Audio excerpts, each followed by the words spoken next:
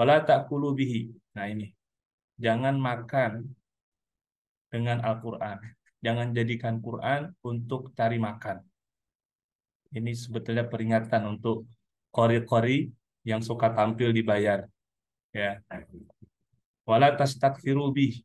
Jangan memperbanyak harta dengan Quran.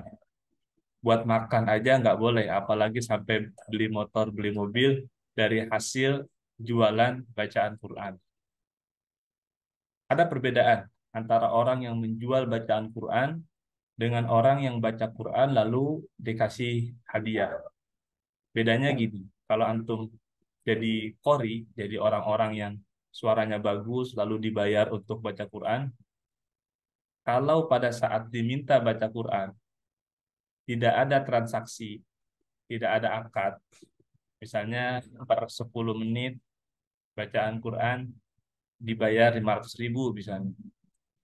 Kalau ada itu tuh transaksi, nah itu namanya ada akad. Itu yang dilarang. Jadi tidak boleh ada akad untuk ibadah. Ibadah apapun nggak boleh. Apalagi baca Quran doang. Tapi kalau antum diundang untuk baca Quran tanpa ada transaksi di awal, diundang aja, tolong datang bacakan Al-Quran di acara kami misalnya.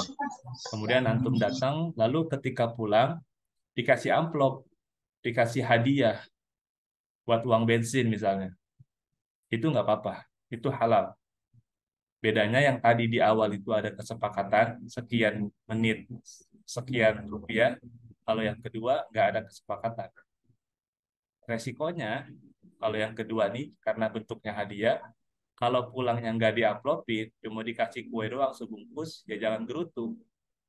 Nah, makanya harus kembali kepada niat. Ketika diundang untuk jadi qori, jadi pembaca Al-Quran, niatkanlah baca Quran untuk ibadah karena Allah Subhanahu wa Ta'ala.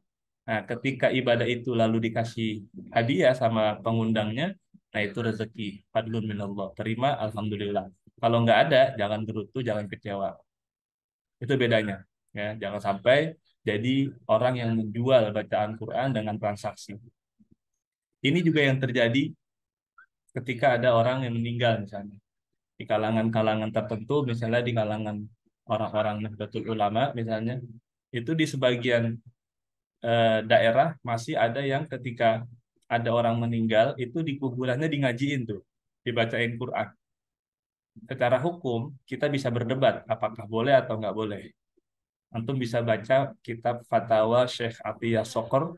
Beliau membahas panjang lebar tentang hukum itu. Yang kesimpulannya adalah hal tersebut tidak melanggar aturan agama selama dikerjakan dengan baik dan benar.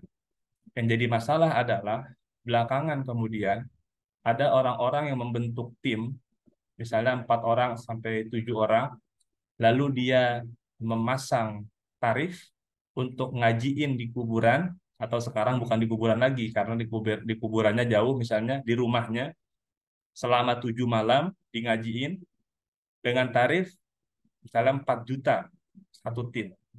Nah yang begitu tuh dilarang. Kalau cuma ngajiin aja niat karena Allah untuk apa namanya memberikan efek kebaikan kepada pihak keluarga yang ditinggal, karena kita mesti punya keyakinan setiap ibadah yang kita lakukan itu memberikan efek positif ke sekitar tempat yang kita lakukan ibadah itu. Makanya rumah-rumah yang dijadikan ibadah di dalamnya, baca Quran, sholat, pengajian, itu insya Allah jauh lebih adem, jauh lebih positif ketimbang rumah-rumah yang nggak pernah dijadikan tempat ibadah, apalagi sampai jadikan tempat maksiat.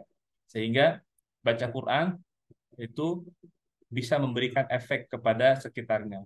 Nah, kalau kita bacanya di rumah orang yang berduka, mudah-mudahan menjadi cahaya di rumah itu.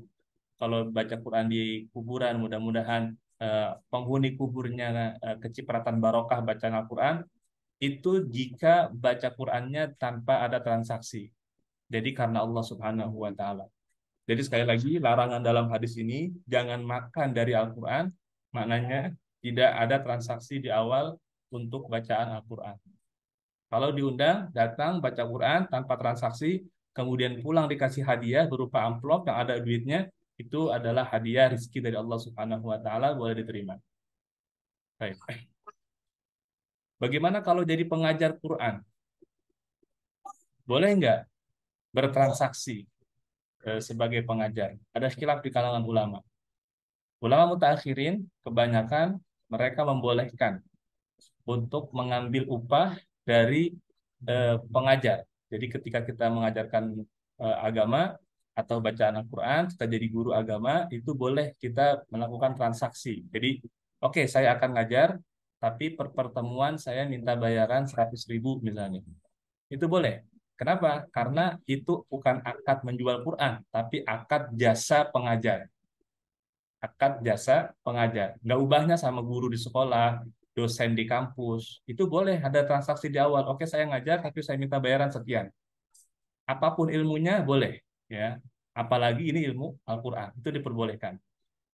Itu yang kemudian dipegang oleh ulama-ulama mutakhiran sekarang. Makanya kalau antum ikutan-ikutan daurah Al-Quran, daurah tajwid, itu rata-rata mereka berbayar. Selain daripada untuk kesejahteraan gurunya, juga untuk menjaga komitmen. Seringkali daurah-daurah yang gratis itu ditinggalin jamaahnya. Jadi banyak ada ulama, ustadz, syekh, kiai bikin daurah yang daftar 100 karena gratis, yang hadir cuma 8 orang, 5 orang. Jadi makanya dibuat berbayar untuk komitmen. Nah, itu diperbolehkan, ya, karena bukan menjual Quran, tapi untuk jasa pengajaran. Itu boleh. Walaupun yang bagus, kalau bisa jangan, carilah pekerjaan yang lain, gitu ya. Tapi seandainya nggak ada dan dibutuhkan eh, tenaga yang besar untuk mengajar sehingga nggak bisa ngerjain yang lain, ya boleh, silakan ambil jasa daripada mengajar aku, boleh.